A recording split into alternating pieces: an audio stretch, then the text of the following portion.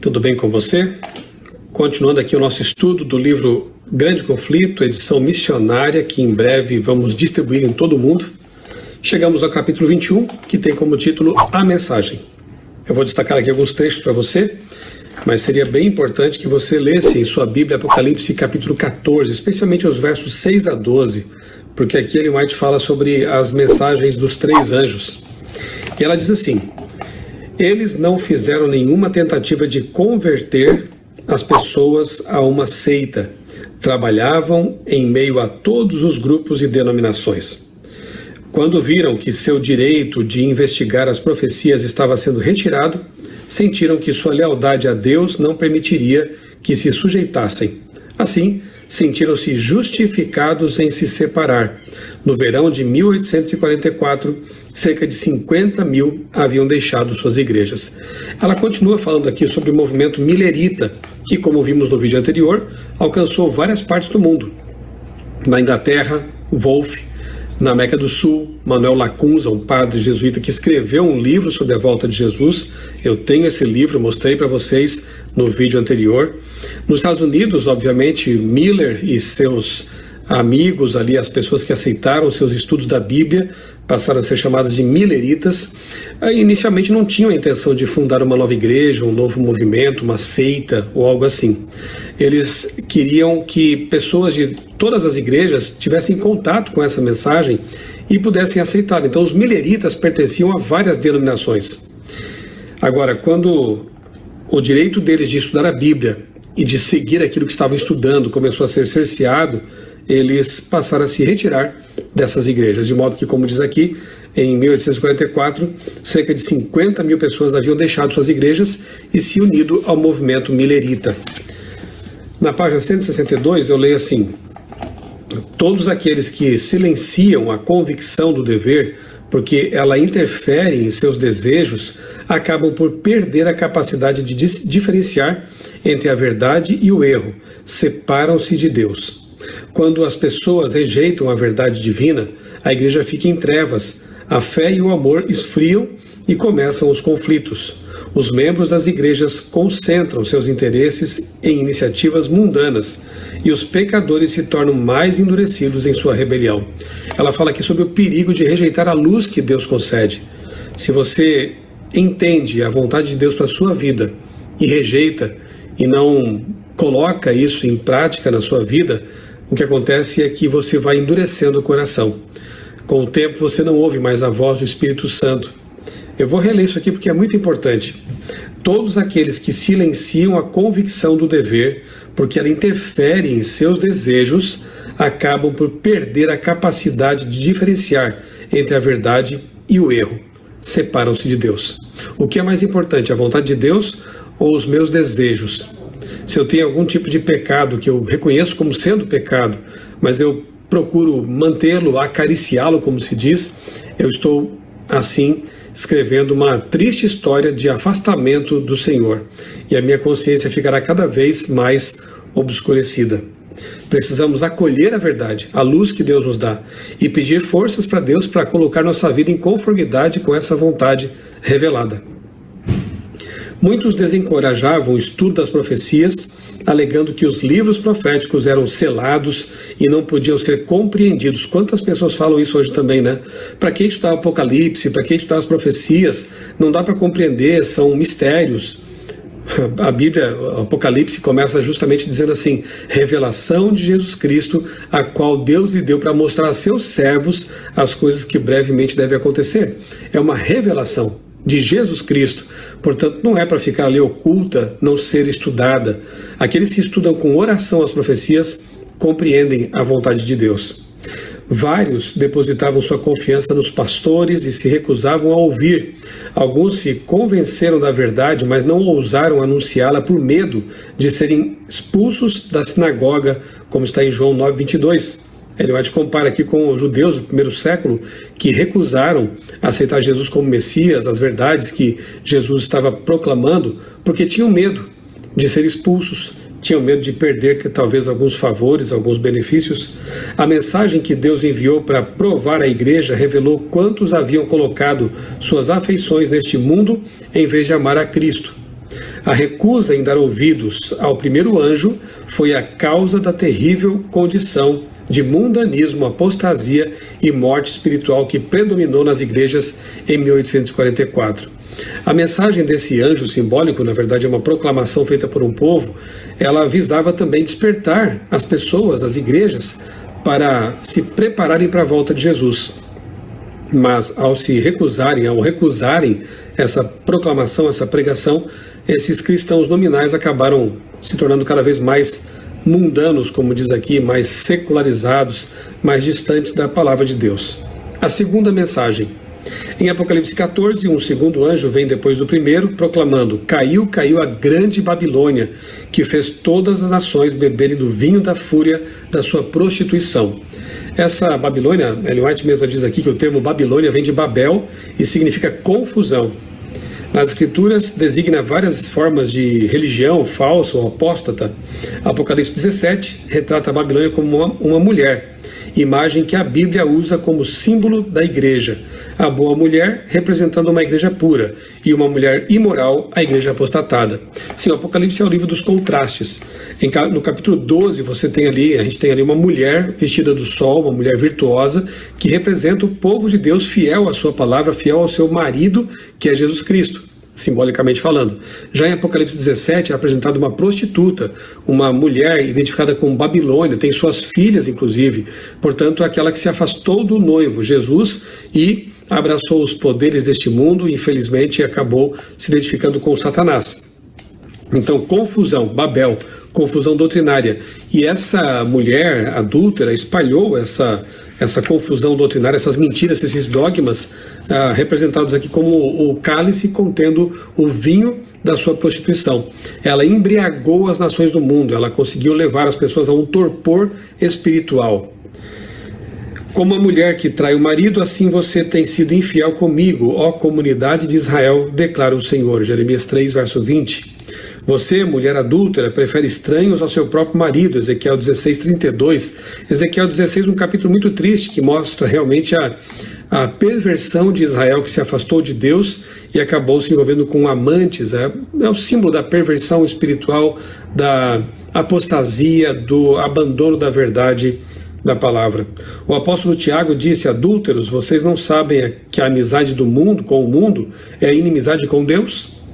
Quem quer ser amigo do mundo, faz-se inimigo de Deus. Tiago 4,4. Não dá para conciliar as duas coisas.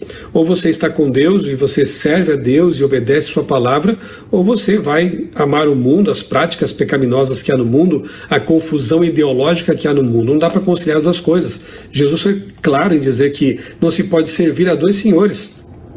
Ou você vai amar um e aborrecer o outro, e vice-versa.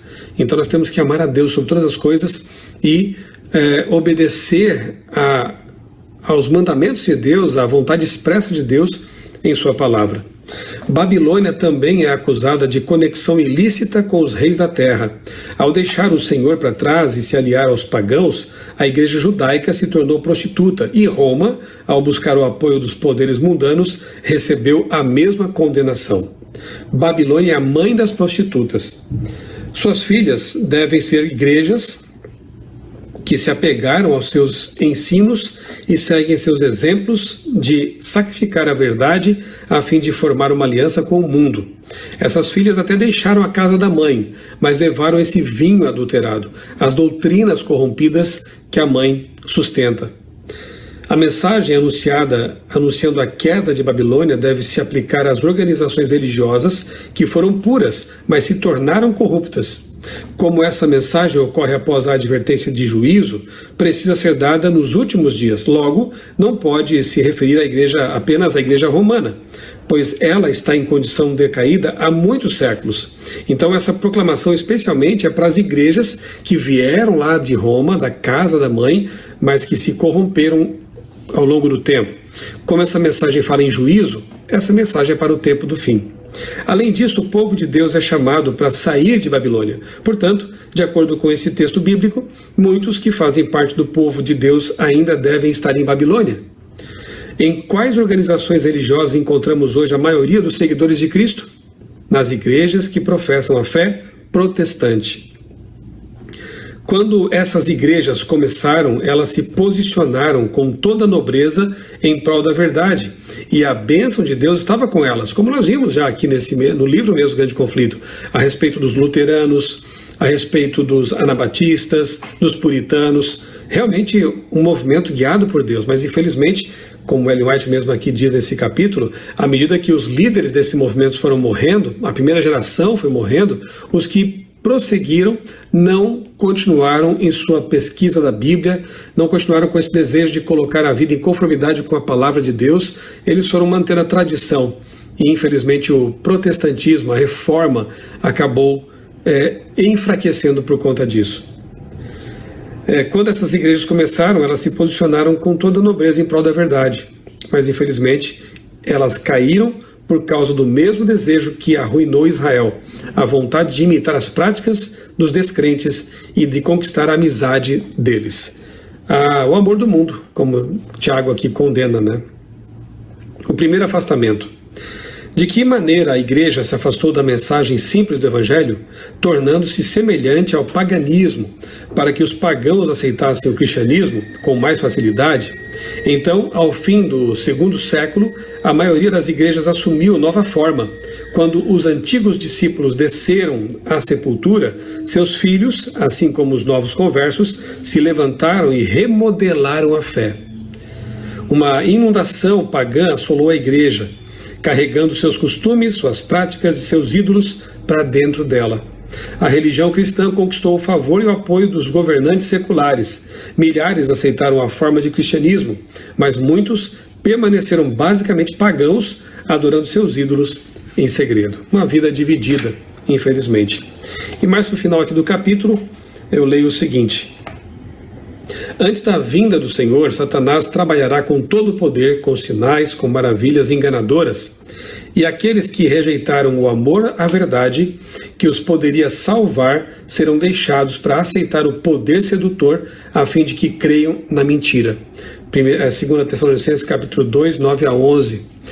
Deus respeita a vontade humana, e Ele apela, Ele convida, Ele chama as pessoas ao arrependimento, mas se elas insistem em continuar no caminho do auto-engano e do pecado, o que mais Deus pode fazer? A despeito das trevas espirituais das igrejas que formam Babilônia, a maioria dos verdadeiros seguidores de Cristo ainda está nessas igrejas. Muitos nunca tiveram contato com as verdades especiais para este tempo. Vários anseiam por luz mais clara, procuram a imagem de Cristo em suas igrejas, mas não a encontram. Apocalipse 18 aponta para o momento em que Deus chamará seu povo, que ainda está em Babilônia, para se separar da comunhão com ela. Essa mensagem, a última que o mundo ouvirá, cumprirá sua obra. A luz da verdade brilhará sobre todos os que têm o coração aberto para recebê-la. E todos os filhos do Senhor em Babilônia obedecerão ao chamado. Saiam dela, vocês, meu povo. Apocalipse 18, verso 4. Na verdade, Apocalipse 18, verso 4 foi o texto que mudou a minha vida, porque eu pertenci por muito tempo à Babilônia. Eu estava envolvido com esse sistema de erros doutrinários, de crença que não é bíblica, mas é pagã. Mas em um momento de minha vida, eu vou deixar aqui na descrição deste vídeo um link para que você possa conhecer um pouco da minha história de conversão. Em um momento da minha vida, eu ouvi o chamado: sai dela, meu povo, sai de Babilônia, meu filho, para não participar dos pecados dela. E eu ouvi esse chamado, eu atendi a esse apelo, esse convite de Deus, e foi a decisão mais importante que eu fiz na minha vida. Eu espero que você também, ouvindo a voz de Deus, o chamado de Deus para que você saia da confusão babilônica e venha para a luz da palavra de Deus, você atenda também esse convite. Deus tem povo dele em todas as igrejas e até fora delas, e ele está chamando esse povo para fazer parte de um só rebanho e um só pastor, para que ele venha e leve essas pessoas amadas para o céu. Faça parte desse povo, faça parte desse rebanho, seja uma ovelhinha submissa de Jesus. Ouça a voz do Espírito Santo, convidando você para uma mudança de vida, abandonar as trevas e vir para a luz. Isso vai fazer uma grande diferença em sua vida, na verdade, fará uma diferença eterna. Um grande abraço, que Deus abençoe grandemente a sua vida e também a sua família. Você faz uma oração para a gente encerrar? Grande Deus, agradecemos ao Senhor pelo teu infinito amor, por teus cuidados, proteção e direção. Entregamos a ti as nossas vidas, pedindo que teu Santo e Bom Espírito seja conosco e a cada dia nós possamos estudar a tua palavra, buscar a verdade bíblica. E te agradecemos porque nós já encontramos o caminho que o Senhor nos mostrou e pedimos pelas pessoas que ainda necessitam fazer grandes transformações em suas vidas e ter uma experiência de conversão, que essas pessoas tenham seus corações tocados pelo teu Espírito e possam se voltar para ti. Em nome de Jesus, nós te agradecemos pelas oportunidades que o Senhor dá a nós e a todas as pessoas desta terra. Amém. Amém. Glória a Deus.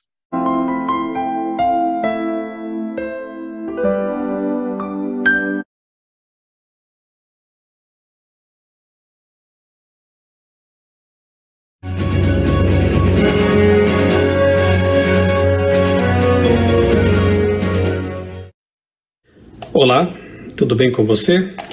Continuando aqui o nosso estudo do livro Grande Conflito, edição missionária, que em breve vamos distribuir em todo o mundo.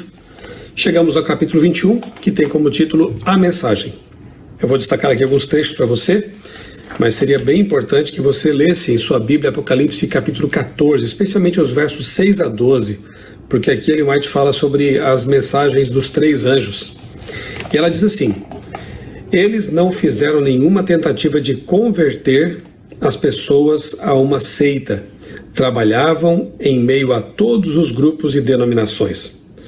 Quando viram que seu direito de investigar as profecias estava sendo retirado, sentiram que sua lealdade a Deus não permitiria que se sujeitassem. Assim, sentiram-se justificados em se separar. No verão de 1844, cerca de 50 mil haviam deixado suas igrejas. Ela continua falando aqui sobre o movimento milerita, que, como vimos no vídeo anterior, alcançou várias partes do mundo. Na Inglaterra, Wolff; na América do Sul, Manuel Lacunza, um padre jesuíta que escreveu um livro sobre a volta de Jesus. Eu tenho esse livro, mostrei para vocês no vídeo anterior. Nos Estados Unidos, obviamente, Miller e seus amigos ali, as pessoas que aceitaram seus estudos da Bíblia, passaram a ser chamadas de mileritas. Inicialmente não tinham a intenção de fundar uma nova igreja, um novo movimento, uma seita ou algo assim. Eles queriam que pessoas de todas as igrejas tivessem contato com essa mensagem e pudessem aceitar. Então os mileritas pertenciam a várias denominações. Agora, quando o direito deles de estudar a Bíblia e de seguir aquilo que estavam estudando começou a ser cerceado, eles passaram a se retirar dessas igrejas, de modo que, como diz aqui, em 1844, cerca de 50 mil pessoas haviam deixado suas igrejas e se unido ao movimento milerita. Na página 162 eu leio assim: todos aqueles que silenciam a convicção do dever, porque ela interfere em seus desejos, acabam por perder a capacidade de diferenciar entre a verdade e o erro, separam-se de Deus. Quando as pessoas rejeitam a verdade divina, a igreja fica em trevas, a fé e o amor esfriam e começam os conflitos. Os membros das igrejas concentram seus interesses em iniciativas mundanas e os pecadores se tornam mais endurecidos em sua rebelião. Ela fala aqui sobre o perigo de rejeitar a luz que Deus concede. Se você entende a vontade de Deus para a sua vida e rejeita e não coloca isso em prática na sua vida, o que acontece é que você vai endurecendo o coração. Com o tempo você não ouve mais a voz do Espírito Santo. Eu vou reler isso aqui porque é muito importante. Todos aqueles que silenciam a convicção do dever, porque ela interfere em seus desejos, acabam por perder a capacidade de diferenciar entre a verdade e o erro. Separam-se de Deus. O que é mais importante, a vontade de Deus ou os meus desejos? Se eu tenho algum tipo de pecado que eu reconheço como sendo pecado, mas eu procuro mantê-lo, acariciá-lo, como se diz, eu estou, assim, escrevendo uma triste história de afastamento do Senhor. E a minha consciência ficará cada vez mais obscurecida. Precisamos acolher a verdade, a luz que Deus nos dá, e pedir forças para Deus para colocar nossa vida em conformidade com essa vontade revelada. Muitos desencorajavam o estudo das profecias alegando que os livros proféticos eram selados e não podiam ser compreendidos. Quantas pessoas falam isso hoje também, né?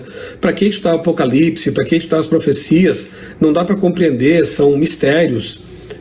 A Bíblia, o Apocalipse, começa justamente dizendo assim: revelação de Jesus Cristo, a qual Deus lhe deu para mostrar a seus servos as coisas que brevemente devem acontecer. É uma revelação de Jesus Cristo, portanto não é para ficar ali oculta, não ser estudada. Aqueles que estudam com oração as profecias compreendem a vontade de Deus. Vários depositavam sua confiança nos pastores e se recusavam a ouvir. Alguns se convenceram da verdade, mas não ousaram anunciá-la por medo de serem expulsos da sinagoga, como está em João 9:22.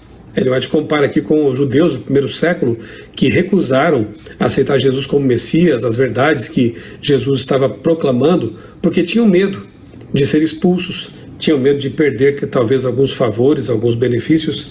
A mensagem que Deus enviou para provar a igreja revelou quantos haviam colocado suas afeições neste mundo em vez de amar a Cristo. A recusa em dar ouvidos ao primeiro anjo foi a causa da terrível condição de mundanismo, apostasia e morte espiritual que predominou nas igrejas em 1844. A mensagem desse anjo simbólico, na verdade é uma proclamação feita por um povo, ela visava também despertar as pessoas, as igrejas, para se prepararem para a volta de Jesus. Mas ao recusarem essa proclamação, essa pregação, esses cristãos nominais acabaram se tornando cada vez mais mundanos, como diz aqui, mais secularizados, mais distantes da palavra de Deus. A segunda mensagem. Em Apocalipse 14, um segundo anjo vem depois do primeiro, proclamando: caiu a grande Babilônia, que fez todas as nações beberem do vinho da fúria da sua prostituição. Essa Babilônia, Ellen White mesmo diz aqui que o termo Babilônia vem de Babel e significa confusão. Nas Escrituras designa várias formas de religião falsa ou apóstata. Apocalipse 17 retrata a Babilônia como uma mulher, imagem que a Bíblia usa como símbolo da igreja. A boa mulher representando uma igreja pura e uma mulher imoral, a igreja apostatada. Sim, o Apocalipse é o livro dos contrastes. No capítulo 12 a gente tem ali uma mulher vestida do sol, uma mulher virtuosa, que representa o povo de Deus fiel à sua palavra, fiel ao seu marido, que é Jesus Cristo, simbolicamente falando. Já em Apocalipse 17 é apresentada uma prostituta, uma mulher identificada com Babilônia, tem suas filhas inclusive, portanto aquela que se afastou do noivo, Jesus, e abraçou os poderes deste mundo e infelizmente acabou se identificando com Satanás. Então, confusão, Babel, confusão doutrinária. E essa mulher adúltera espalhou essa confusão doutrinária, essas mentiras, esses dogmas, representados aqui como o cálice contendo o vinho da sua prostituição. Ela embriagou as nações do mundo, ela conseguiu levar as pessoas a um torpor espiritual. Como a mulher que trai o marido, assim você tem sido infiel comigo, ó comunidade de Israel, declara o Senhor. Jeremias 3, verso 20. Você, mulher adúltera, prefere estranhos ao seu próprio marido, Ezequiel 16, 32. Ezequiel 16, um capítulo muito triste, que mostra realmente a perversão de Israel, que se afastou de Deus e acabou se envolvendo com amantes. É o símbolo da perversão espiritual, da apostasia, do abandono da verdade da palavra. O apóstolo Tiago disse: adúlteros, vocês não sabem que a amizade do mundo com o mundo é a inimizade com Deus? Quem quer ser amigo do mundo, faz-se inimigo de Deus. Tiago 4,4. Não dá para conciliar as duas coisas. Ou você está com Deus e você serve a Deus e obedece sua palavra, ou você vai amar o mundo, as práticas pecaminosas que há no mundo, a confusão ideológica que há no mundo. Não dá para conciliar as duas coisas. Jesus foi claro em dizer que não se pode servir a dois senhores. Ou você vai amar um e aborrecer o outro, e vice-versa. Então nós temos que amar a Deus sobre todas as coisas e obedecer aos mandamentos de Deus, à vontade expressa de Deus em sua palavra. Babilônia também é acusada de conexão ilícita com os reis da terra. Ao deixar o Senhor para trás e se aliar aos pagãos, a igreja judaica se tornou prostituta, e Roma, ao buscar o apoio dos poderes mundanos, recebeu a mesma condenação. Babilônia é a mãe das prostitutas. Suas filhas devem ser igrejas que se apegaram aos seus ensinos e seguem seus exemplos de sacrificar a verdade a fim de formar uma aliança com o mundo. Essas filhas até deixaram a casa da mãe, mas levaram esse vinho adulterado, as doutrinas corrompidas que a mãe sustenta.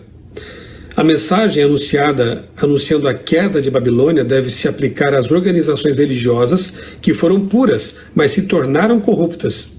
Como essa mensagem ocorre após a advertência de juízo, precisa ser dada nos últimos dias. Logo, não pode se referir apenas à igreja romana, pois ela está em condição decaída há muitos séculos. Então essa proclamação especialmente é para as igrejas que vieram lá de Roma, da casa da mãe, mas que se corromperam ao longo do tempo.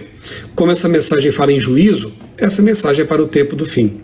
Além disso, o povo de Deus é chamado para sair de Babilônia. Portanto, de acordo com esse texto bíblico, muitos que fazem parte do povo de Deus ainda devem estar em Babilônia. Em quais organizações religiosas encontramos hoje a maioria dos seguidores de Cristo? Nas igrejas que professam a fé protestante. Quando essas igrejas começaram, elas se posicionaram com toda a nobreza em prol da verdade, e a bênção de Deus estava com elas, como nós vimos já aqui no livro mesmo, Grande Conflito, a respeito dos luteranos, a respeito dos anabatistas, dos puritanos, realmente um movimento guiado por Deus, mas infelizmente, como Ellen White mesmo aqui diz nesse capítulo, à medida que os líderes desse movimento foram morrendo, a primeira geração foi morrendo, os que prosseguiram, não continuaram em sua pesquisa da Bíblia, não continuaram com esse desejo de colocar a vida em conformidade com a palavra de Deus, eles foram mantendo a tradição. E infelizmente o protestantismo, a reforma, acabou enfraquecendo por conta disso. Quando essas igrejas começaram, elas se posicionaram com toda a nobreza em prol da verdade, mas infelizmente elas caíram por causa do mesmo desejo que arruinou Israel, a vontade de imitar as práticas dos descrentes e de conquistar a amizade deles. O amor do mundo, como Tiago aqui condena, né? O primeiro afastamento. De que maneira a igreja se afastou da mensagem simples do Evangelho, tornando-se semelhante ao paganismo, para que os pagãos aceitassem o cristianismo com mais facilidade? Então, ao fim do segundo século, a maioria das igrejas assumiu nova forma. Quando os antigos discípulos desceram à sepultura, seus filhos, assim como os novos conversos, se levantaram e remodelaram a fé. Uma inundação pagã assolou a igreja, carregando seus costumes, suas práticas e seus ídolos para dentro dela. A religião cristã conquistou o favor e o apoio dos governantes seculares. Milhares aceitaram a forma de cristianismo, mas muitos permaneceram basicamente pagãos, adorando seus ídolos em segredo. Uma vida dividida, infelizmente. E mais no final aqui do capítulo, eu leio o seguinte: antes da vinda do Senhor, Satanás trabalhará com todo o poder, com sinais, com maravilhas enganadoras. E aqueles que rejeitaram o amor à verdade, que os poderia salvar, serão deixados para aceitar o poder sedutor, a fim de que creiam na mentira. 2 Tessalonicenses capítulo 2, 9 a 11. Deus respeita a vontade humana, e Ele apela, Ele convida, Ele chama as pessoas ao arrependimento, mas se elas insistem em continuar no caminho do auto-engano e do pecado, o que mais Deus pode fazer? A despeito das trevas espirituais das igrejas que formam Babilônia, a maioria dos verdadeiros seguidores de Cristo ainda está nessas igrejas. Muitos nunca tiveram contato com as verdades especiais para este tempo. Vários anseiam por luz mais clara, procuram a imagem de Cristo em suas igrejas, mas não a encontram. Apocalipse 18 aponta para o momento em que Deus chamará seu povo, que ainda está em Babilônia, para se separar da comunhão com ela. Essa mensagem, a última que o mundo ouvirá, cumprirá sua obra. A luz da verdade brilhará sobre todos os que têm o coração aberto para recebê-la, e todos os filhos do Senhor em Babilônia obedecerão ao chamado.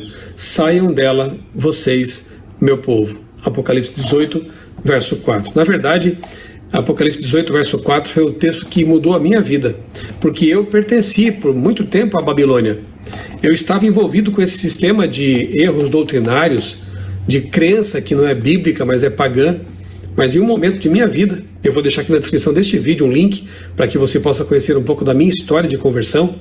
Em um momento da minha vida, eu ouvi o chamado: sai dela, meu povo, sai de Babilônia, meu filho, para não participar dos pecados dela.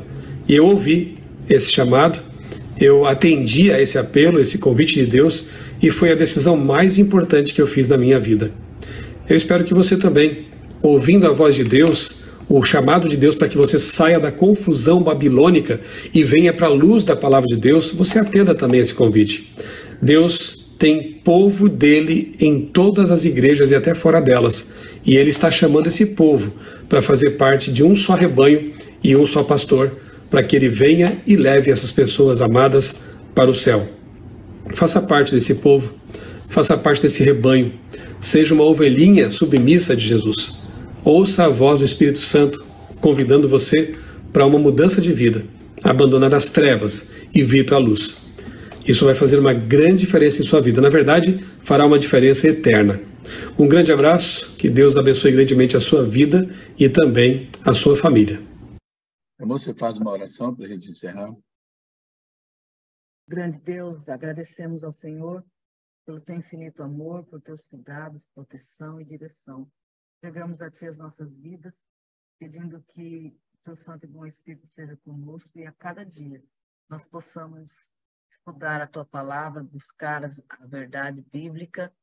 E te agradecemos porque nós já encontramos o caminho que o Senhor nos mostrou e pedimos pelas pessoas que ainda necessitam fazer grandes transformações em suas vidas e ter uma experiência de conversão, que essas pessoas tenham seus corações tocados pelo teu Espírito e possam se voltar para ti. Em nome de Jesus, nós te agradecemos pelas oportunidades que o Senhor dá a nós e a todas as pessoas desta terra. Amém. Amém. Glória a Deus.